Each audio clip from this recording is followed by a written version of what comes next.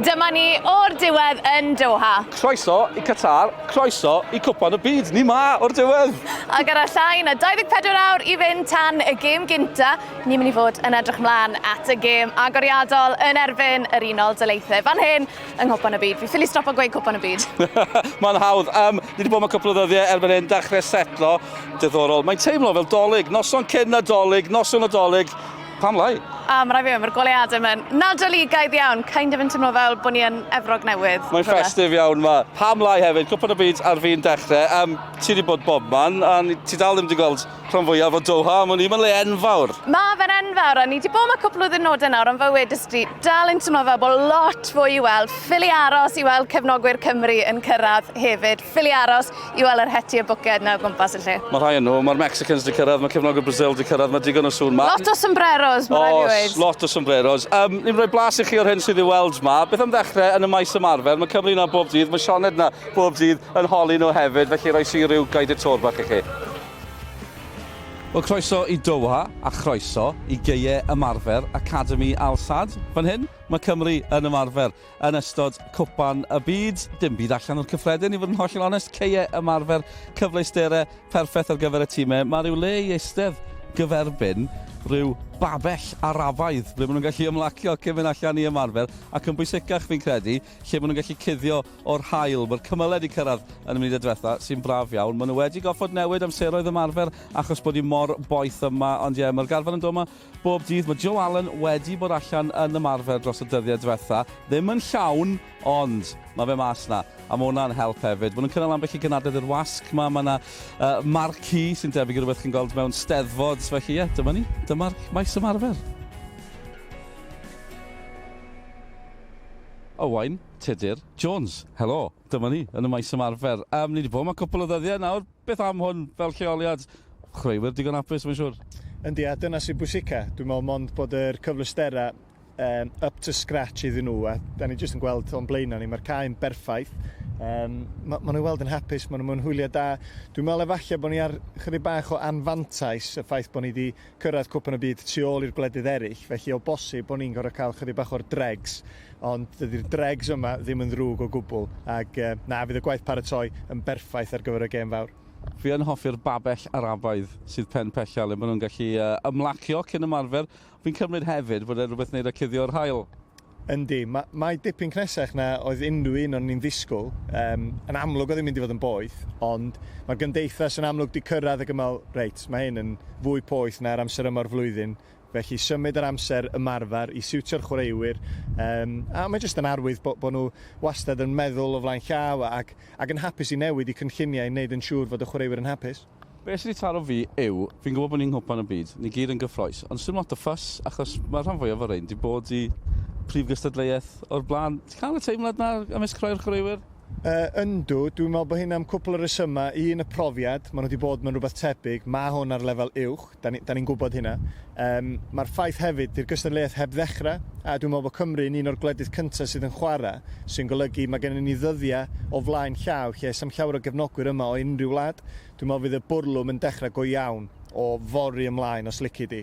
Ond fydd y chwaraewyr yn barod. Dyna di'r teimlad da ni'n gael, ac yn amlwg, the proof will be in the pudding o ran yr canlyniadau, ond ti jyst yn teimlo fod y bechgyn yma bod yna rhywbeth ychwanegol sy'n dod allan o'i perfformiadau nhw ar y lefel uchaf bosib. Dwi eisiau pwdin nawr, ti wedi sôn am pwdin. Mae'n teimlo fel bod yn gerddi Sophia yn gwylio criced. Mae rai fi weid, os dim criced ma.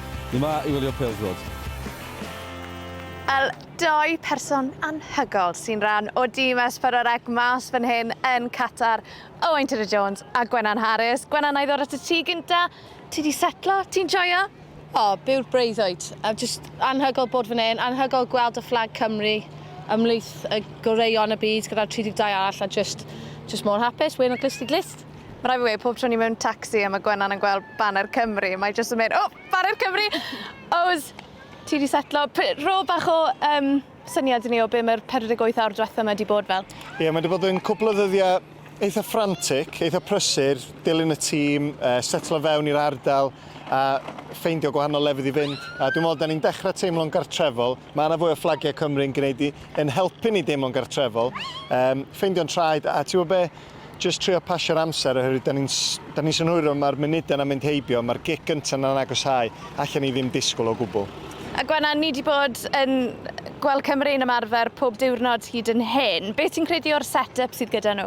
Yeah, really impressed actually. Gan ystyried taw ni oedd y tîm ola i gyrraedd, so falle o ran y dewis, falle wedi cael y pic ola, ond popeth yn anhygoel, safon y cae yn arbennig, safon y cyfleusterau ymarfer cyn maen nhw'n mynd allan i'r cae yn anhygoel hefyd, so chwarae teg mae popeth wedi drefnu'n berffaith. A fi'n addo, ni'n mynd i stopo sôn am y tywydd, achos fi'n fed up o bawb yn gweud pa mor dwym yw i, ond oes, mae yn dwym. Tro la. Yndi, mae'n lot cnesach na'r disgwyl, ond beth sy'n rhyfedd, oedd hi rhywbeth tebyg yn Baku cyn yn yr Euros dwytha. Beth sy'n wahanol yn fama, wrth gwrs, da ni'n gwybod beth ddisgwyl ar y cae oherwydd yr air conditioning. Da ni'n clywed bod yr boes sy'n tynnu lluniau'n cael ei rhybuddio i ddod â coat a het, woolly hat. Felly mae'n mynd i fod yn rhyfedd iawn i fynd o'r gwres tu allan fewn i chydig bach o'r oer fel tu fewn. Eto, be bynnag maen nhw'n daflu tuag at ni, allan ni'n disgwyl ag edrych ymlaen i wylio Cymru yn llwyddo. Woolly hat y ti? Yn un o'r ddoi suitcase nes ti ddod y ti? Na, dyna am lle. Wel, dyna ni am nawr, felly mae pawb wedi setlo mewn fan hyn yn Doha, ond mae'n hen bryd i ni ddechrau canolbwyntio ar y pêl-drod. A Dylan Ebenezer sydd wedi bod yn ei bach o waith cartre ar gwrthwynebwyr Cymru. Be ni ddim wedi trafod yw grŵp Cymru, wrth gwrs. Felly, dewch am dro dy'r cefnogwyr yma drwy Doha, ewn ni am dro drwy'r grŵp hefyd. Yn gynta, America. Mae yna bach o bwysau arnyn nhw, ddim wedi cyrraedd Nghwpan y Byd yn Rwsia tro diwetha. Mae nhw'n hollol argyhoeddiedig bod nhw'n mynd i fynd trwy'r grŵp. Gobeithio bod Cymru yn gallu rhoi sioc iddyn nhw. Ond pidwch di ystyru nhw, chwaraewyr ifanc, cyffroes iawn, reina, weia, Pulisic wrth gwrs. Mae nhw'n chwarae am rhif gyngreiriau Ewrop. Un arwydd eu cryfder nhw, boi fel Aronson yr enghraifft gyda Leeds, mae nhw'n sôn bydd e ddim hyd yn oed yn y tîm, achos mae nhw'n gymryd opsiynau gyda nhw yng nghanol y cae. Y ffaith orau am America, ond nhw yn y Nghwpan y Byd cynta ym 1930 yn cyrraedd y rownd gynderfynol. A na'i perfformiad gorau nhw hyd yn hyn. Gobeithio bydd hi'n aros fel yna hefyd. Come on, USA! Reit, Iran, be chi angen gwybod? Chweched ymddangosiad yng Nghwpan y Byd, trydydd tro yn olynol. Ond dwi'n rioed yn mynd allan o'r grŵp on nhw'n lwcus tro diwetha. Gobeithio bydd hynny yn parhau. Mae'r rheolwr yn ddiddorol. Nes nhw ddiswyddo'r cyn reolwr, ail benodi fe, wedyn diswyddo fe eto. I gyd yn y misoedd diwetha, Carlos Quiros, gyda man yw sydd wrth y lliw erbyn hyn. Mae'r ffaith bod nhw yma o gwbl yn ddadleuol, mae'r sefyllfa wleidyddol yn danllyd nôl yn Iran. Gwyliwch am Sardar Azmoun, fe yw'r seren Lionel Messi Iran, na beth maen nhw'n galw fe. 5 miliwn o ddilynwyr ar Instagram, mwy na Sioned David. Y newyddion da i bawb yw, ni ddim yn chwarae gwlad Belg. Newyddion da i Courtois yw, dyw Hal Robson Canw ddim yma. Beth am y cymdogion wedyn ni? Wel, maen nhw'n meddwl bod nhw'n mynd i ennill y grŵp. Mae rhan fwyaf o bobl yn meddwl bod nhw'n mynd i ennill y grŵp. Cymo be, fi'n meddwl bod nhw'n siŵr fod nhw'n mynd i ennill y grŵp hefyd. Ond, fel ni wedi gweld yn y gorffennol yn Euro 2016, chi byth yn gwybod. Gyda llaw, pwy sy'n mynd i ennill y cyfan? Wel, fi'n meddwl rhain. Maen nhw wedi ennill mwy na unrhyw un arall erioed. 5 gwaith erbyn hyn, mae 20 mlynedd di mynd ers nhw godi'r cwpan y tro diwetha. Chi wedi gweld eu carfan nhw? Blasus iawn. Ac yn ola, Cymru, beth am y disgwyliadau? Mae'n anodd meddwl i fod yn onest, ar adegau chi'n poeni'r gweithio, wedyn yn gobeithio'r gorau. Chi'n methu gweld yn bellach na'r gêm gyntaf na. Os yw Cymru'n ennill y gêm gyntaf na, gall unrhyw beth ddigwydd. Fel wedodd Owain Tudur-Jones yn Bordeaux. Ni ddim ma i gymryd rhan, ni ma i gymryd drosodd. Wel boes, mae llain y 24 awr i fynd nawr tan y gêm gyntaf na yn erbyn yr Unol Daleithiau. Ows, beth i ti'n credu allan ni ddisgwyl o'n gwrthwynebwyr ni?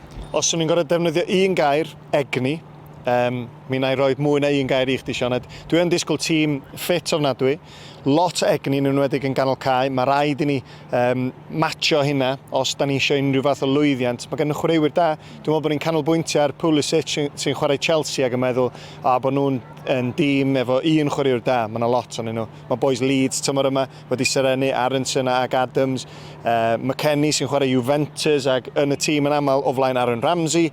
Mae'n dangos y safon da ni fyny'n erbyn, ond fydden ni'n barod. Gwent, un peth mae lot o bobl wedi sôn amdano'r ffaith bod gan America tîm ifanc iawn ac o bosib bod nhw ddim yn gyfarwydd gyda'r pwysau o berfformio ar y lefel yma. Ti'n credu bod hwnna'n deg i weid? Ie, maen nhw'n ifanc, ond wedyn ar y llaw arall, fi wastad yn meddwl, actually, fi dim ofn o gwbl gyda nhw.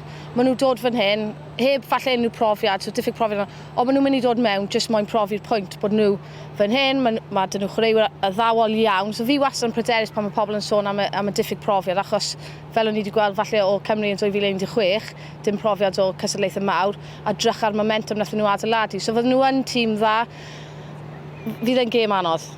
A mae rai fi weid, Ows, pan ti'n meddwl nôl i'r gêm gynta yna yn Euro 2016 yn erbyn Slovacia a yr 20 munud cynta yna, felly oedd chwaraewyr Cymru wedi gorgyffroi gormod a ni gyd yn cofio bloc hanesyddol Ben Davies, hwnna nath tywelu'r nerfau. Maen nhw moyn osgoi'r un fath o sefyllfa nos lun ag nhw. Yndi, ag i lot o'r chwaraewyr, hwn di'r trydydd tournament sydd yn golygu ella bod y boys yna yn fwy parod, a'r boys lot o'n nhw'n dod i'r ail. Mae hwn yn wahanol, da ni'n sylweddoli, mae pwysau Nghwpan y Byd yn wahanol, mae'n fwy. Dwi'n meddwl fydd yr adrenalin yn rhywbeth tebyg i'r gêm Slovacia. Mae rhaid cadw hynna dan reolaeth, ond dwi'n meddwl mae cael yr adrenalin ychwanegol yna yn rhywbeth da hefyd. Canu'r anthem fydd hwnna yn special iawn. A wedyn, jyst y 5 munud 10 gyntaf, dwi yn disgwyl 20 munud frantic yn erbyn y gwrthwynebwyr yma. Felly gobeithio, gwneud siŵr bod ni ddim yn ildio'n gynnar, fel y gêm Slovacia, a fydden ni'n iawn. Ni ffili aros, boys. Wel, un person sy'n nabod yr Unol Daleithiau'n dda iawn yw Jess Fishlock. Mae hi wrth gwrs yn chwarae i pêl-dro tîm mas yn America, a ddo ath Gwenan i gael chat iddi lawr ar bwys y môr fan hyn yn Doha. What a strike from Jess Fishlock! 1-1. Where's up? Into the front end and the header by Fishlock. She now has 2 in the game. Well, Jess, you've been over there over 10 years now. Just how has the perception changed for the game in those 10 years, do you think? Oh, huge. Obviously, they have to fight in America against NFL and NBA and MLB and all these sports, but I think America are understanding now that football, soccer, is the biggest sport in the world. Well, Gareth Bale has joined you on the West Coast. Just how much of an impact has he had? It's funny because so many more people now speak to me about Wales and Gareth Bale. Bale for LAFC is huge. They view him now as someone who's still very much a superstar. They view him as still ready to take them to another level. Tell us, what do we need to know about this US side? Who are the main stars that maybe we're not aware of that we need to look out for? I think with the USA team, it's less about stars and more about a group of players that they have that can make a difference. You have Arison, you have Adams, you have Roldan, you have Morris, you know. All of these players that can and will hurt a team. They have the ability to do that. The pressure on the USA right now makes them feel like they have to win this game. It is going to be, we should win this game, we have to win this game. Well, we only had one mention of soccer there, own football. Diolch yn fawr iawn. Diolch. Danny, the team have been here for a few days now. First of all, how have you all settled and how are you all feeling? Excited, yeah. Everyone's enjoying it so far. It seems to have taken an age to come around since we were in Cardiff from that obviously amazing day from the Ukraine game, but it's finally here and it's something we're all enjoying and everyone's embracing it. Yeah, as soon as we landed, it felt real. Obviously, as soon as we come off that plane, the heat hit us. Obviously, I know it was quite late at night, but still, it was very, very high temperatures. But yeah, fantastic training facilities. Really pleased. Everyone's smiling. So yeah, just can't wait for Monday now. Look, I've got to ask about the goalkeeper situation. It's a good situation when you've got two fantastic keepers to choose from. You know, Danny, he started both opening matches in the 2 last major tournaments that we got to. I guess is it your time to start now, Wayne? No, obviously it's a healthy opportunity, and like I said, anyone who gets that shirt, we wish them all the best. Obviously, Danny's playing really well for Leicester. Obviously, I played the one game in the week just before we met up. Adam's looking very good in training, so yeah, the jersey's there. Obviously, it's a big decision, but like I said, it's a healthy one, and we're all doing well, and whoever plays, we're fully supportive. They're decisions that, for the manager, that's not for me and Wayne to decide. Wayne and I have known each other for a long, long time. Actually, he had a lot less grey hairs when I first met him, let's say that. But the relationship we have together is amazing. It's a proper friendship. It's not just on the pitch, it's off the pitch. And it's the same with Adam and with Tony as well. We've got a real good camaraderie and a good sort of togetherness within the squad as well. It's special to be part of, really. Wel, oedd hi'n braf iawn cael sgwrsio gyda Wayne Hennessy a Danny Ward. Right, boys, hwn fi'n credu yw problem mwyaf Rob Page, yw pwy sy'n dechrau yn y gôl nos lun. Ows, pwy ti'n credu? Ti'n gwybod be, ar ôl y gêm na nebyn Wcrain, o'n i'n benderfynol ac yn gwybod, bron, dwi ddim yn gwybod, Wayne Hennessy, oherwydd mae'r perfformiad gath o'n y gêm bwysica y gêm i gyrraedd fama, heb Wayne, sa hyn ddim yn bosib. Sa ni'n myma rwan, dwi'n meddwl. Felly mae o'n mynd i gadw'r Cris. Mae Danny Ward yn gwneud yn gret yn Caerlu'r tymor yma. Mae'r rediad da, sa neb di cadw mwy o clean sheets na Danny Ward yn yr uwch gyngre'r Lenny, ond Wayne fydd yn y gol, dwi'n meddwl. Gwenan? Ie, fi'n cytuno. Fi'n meddwl bod Paige actually yn ymddiried ynddo fe, a dyna pam mae fe wedi chwarae fe yn y gemau mwy o bwysig, a fel welodd OTJ fan'na. Mae byth di gael ni lawr. Perfformiad anhygoel yn y gêm yna yn erbyn Wcrain, so mae rai fe cael y lle dechrau, a fi'n credu bod sy'n mwyaf efo cyfnogwyr yn teimlo'r un peth fyd. A Gwens yn gyffredinol, pwy y ti'n disgwyl gweld yn yr 11 yna nos lun? Yn wreiddiol, ni'n meddwl falle bys y lot o'r penderfyniadau yn seiliedig aros bod Joe Allen yn ffit neu ddim, a fi dal yn meddwl hynna. So fi'n disgwyl falle gweld Amperdwn dod mewn i canol cae gyda Ramsey, cos sa'n credu bod Allen cweit yn barod. A fi'n disgwyl gweld Kiefer Moore yn dechrau, mae fe'n chwarae'n dda iawn i'r clwb, a fi yn meddwl bod yr amddiffyn yw lle gwael, neu gwendid, tîm America, so fi'n disgwyl i fe creu problemau. Kiefer Moore yn dechrau ti, Ows? Yndi, dwi'n meddwl. Dwi'n disgwyl gweld Brennan Johnson yn cael ei gadw ar y fainc ac yn mynd i gael ymateb. Diolch fatha bod o'n cael drop a di Rob Page ddim yn ei drystio fo. Mae Brennan Johnson yn mynd i chwarae rhan bwysig os da ni'n mynd i gael llwyddiant. Ond dwi'n ymwneud nhw'n i ddechrau efo Kiefer Moore. Yn arwain yr ymosod na lle Gareth Bale a Dan James tu ôl iddo fo.